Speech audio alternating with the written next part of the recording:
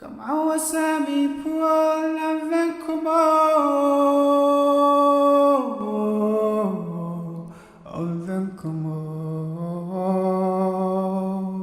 name is Ahmad Kawame Boakye. I am 80 years old. I joined Ahmadiyyat Islam in September 1958.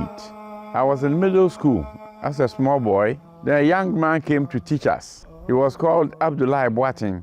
We had never seen a Muslim scholar before, so we used to tease him. But within a very short time, he endeared himself to the whole school, the whole town, and he became known as Teacher Boatye in the whole town. Then he started explaining to us the religion he was following. So some of us decided to follow him. We were about 6, but the pressure on us was very, very great. But I was able to convince them, especially my father. When I told him I was going for Bayat, he told me to stop and wait until after his death. Then I asked him, I'm going to ask you one question. If you're able to satisfy me, I will never join them. The question is, you and I, who will die first? He turned around, looked at my face and said, Kremo, kon Kremo, which means Muslim, go and be your Muslim, literally. So the following day, I went to Kumasi, and during the time of Mufti A.U. Karim, so I was converted. Then my life changed. Everything about me, it was just like an inspiration, encouragement. I became so bold, so eloquent, that people were saying, this is a true Muslim. So up to today, from 1958 to today, if you go to my town, they will say Kremo Boakye. But why? Why was Mr. Boatye able to convince me?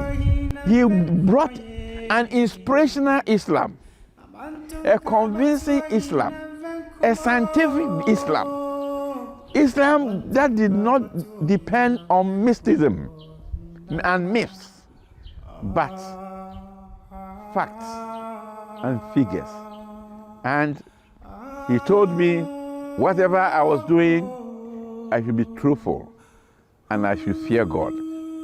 Taqwa, that's the word he left me with. So I followed it. When I needed a boy after 4 girls, I remembered Hazrat Ibrahim and his prayer. So I prayed and God heard my prayer and I got a boy. Then in 78, the boy who was about 3 months old was not well. He was admitted. I went there that evening around about 7:30 and his condition was very bad. And I was to leave for a while. So I just went outside the hall. Then I started to offer 2 rakats of prayer. And I prayed to God that when I didn't have a boy, you gave me. When Abraham didn't have a child, you gave him. When it was time for Abraham to leave the boy and go somewhere, you took care of the boy and gave him water. I'm leaving this boy in your hands. I'm going to war because of Ahmadiyyat Islam. God, please take care of this child for me. And within 3 days, the boy was out of hospital. I pray for the success of the Huzur. And that prayer, his success, should be a source of my blessing and my inspiration. So for so many years, that is what I have been doing.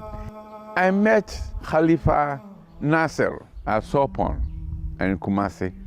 When I met him, I prayed silently, God, bless this man and bless me too with children who will be submissive to Islam. It's God who has planted Ahmadiyyat in this world, and nobody can destroy it. If anybody who tries to destroy it will be destroyed. And I believe that Ahmadiyyat has conquered all religions now. I don't preach in the streets. I preach with my life.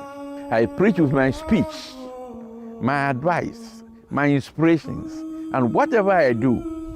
That is how I have been practicing Islam since I joined the community. God bless you. Assalamu alaikum wa rahmatullahi wa barakatuhu.